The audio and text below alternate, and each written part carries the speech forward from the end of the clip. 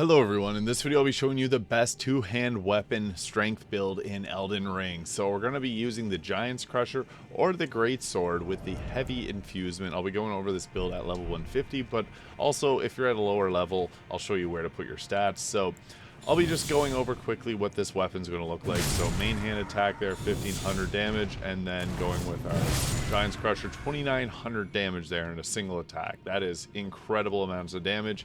So, with this, at level 150, we're going to want to have 50 Vigor, 20 Mind, 34 Endurance. These are the stats you basically want to make up as quickly as possible because you're going to need Endurance to equip this weapon, and you're going to need Vigor to stay alive. 74 Strength is where we can put most of our points into. And then I also went with, so these are all boosted by 1 with this circlet. It doesn't really mean a whole much. You can go with anything else, but I was just trying to get 56 poise here. So whatever armor you're wearing, you want to at least get 56 poise. So I went with 15 Faith and 16 Arcane. The 16 Arcane allows us to go with some extra options. You can go with the White Mask and start off with Swarm of Flies. This is a nice start to go with because you're going to get a 30% increase to your damage once Bleed is triggered. And then we also got Flame Grant Me Strength, so that's another huge one there. And then we're using Royal Knight's Resolve to do the massive amounts of damage. So just on a regular hit there, we're able to do just a ton of damage. And you always want to be setting up with Royal Knight's Resolve whenever possible for a big hit. 3,500 damage there. That is incredible. So that's with the bleed in the blood loss damage increase with I guess I don't even have the Lord of Blood's Exaltation on, but if we had the Lord of Blood's Exaltation with White Mask, that's a 30% increase to our damage. So with this setup, I have the Axe Talisman, which enhances our charge attacks, and the Two-Headed Turtle Talisman. This one's important because we're going to be using our stamina quickly. You can go with just the regular Green Turtle Talisman if you don't have the DLC. And you can also change out Royal Knight's Resolve if you have the DLC to use the Savage Lion's Claw, which I'll show off in a moment. But we do need the Great Jar Arsenal for our poise, being able to medium roll with this and wear the heavy armor. So the way we want to start off things is Flame Grant Me Strength, Blood Flame Blade here, because we can apply this to the weapon, which is kind of nice. And then we just go ahead, two-hand the weapon. I guess also another one that we can apply is the Two-Handed Talisman. This is also in the DLC, so if you got it, you're going to deal a ton of damage with this, and it just continues to mollywop everyone there. So 2,600 damage, and then if we go in with a Royal Knight's Resolve, that's 4,700 damage. That is crazy. So we're pretty much taking out anything with this because of the Royal Knight's Resolve is going to boost the next damage of your attack by 80%. And then we hit like a truck, so that is just really nice. And even though we hit the shield there, it was still 900 damage, and then whack-a-mole him into the ground. Just going with the regular R2 attack is really nice, but you can charge it for a bit of extra damage there, and it'll take out pretty much most mobs and deal a ton of posture damage to bosses. So this combination is really great. I also like using the Wondrous Physic with the Opaline Bubble tier alongside the Stone Barb Cracked tier for extra posture damage. Those two can go together very well, so I'll show you what that looks like. Opaline Bubble tier to block next attack, Stone Barb Cracked tier to break enemies' posture much quicker.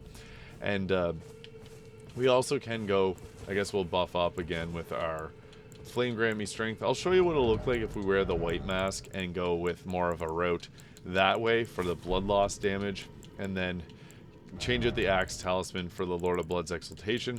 Well, you wouldn't normally think of this as a blood loss build, and you shouldn't. You can get a ton of damage because we can apply Blood Flame Blade. So if this is against a boss, you can start to do bleed damage as well, which makes this pretty crazy. And then Swarm of Flies is the easy way to get that 30% damage buff from the White Mask and Lord of Blood's Exaltation. So that is one thing that you're going to be shooting for, and then you can go in with your own bleed attacks, and it's not going to be easy to trigger bleed on enemies, but against bosses, you really want to get that extra stack of damage off because it just does so much extra damage. But I really like the... So yeah, you can hit near the enemy and still get a ton of damage in. But I really like the R2 attack because it's pretty much like Lion's Claw. It just comes out a little bit slower, doesn't do as much damage, and can't be boosted by the Shard Talisman. But I'll go to show you what Savage Lion's Claw looks like from the DLC. I think that one's really great as well. And as I mentioned, this build does use a lot of endurance, so you got to be mindful of that. And if you want to boost your endurance, you can also level it up and take your endurance past the 34 that we have, and then go with 2 hammers. So that can do a ton of damage as well. But here is the Savage Lion's Claw. This is a fun one because we do multiple attacks in a row. But you always want to have Flame Gramming Strength up, and if you're fighting a boss, Blood Flame Blade will do a good number of extra damage, so worthwhile putting that on. But what it's going to look like is, I guess I missed the attack, double hammer attack there, so Savage Lion's Claw is really good. And you can follow it up with that second attack there. I don't have enough FP because I didn't build around FP very well. Oh, I almost died there. Gotta get the potions in. But Savage Lion's Claw is a double attack like that, and then a second one. And you can hit them multiple times there because you're swinging the hammer around. So it's essentially like 3 attacks because you do that there. So very nice, really easy to get a bunch of enemies taken out with this. And I'm not doing the best demonstration of that. We got shredded there, but you can take my word for it on bosses when you don't have to worry about the gang squad there. You can get multiple hits in, do a ton of damage. So there's a very powerful two-handed weapon build in Elden Ring. If you get the DLC, you get those extra goodies, but you honestly are fine with just Royal Knight's Resolve. And if you want to scale up higher, throw your points into the endurance and go with 2 hammers, and then you can just go in for the jump attacks. So yeah, that's a two-handed weapon build guide in Elden Ring. If you found this video useful, please hit the subscribe button below. Thank you so much for watching, and I'll see you in the next video.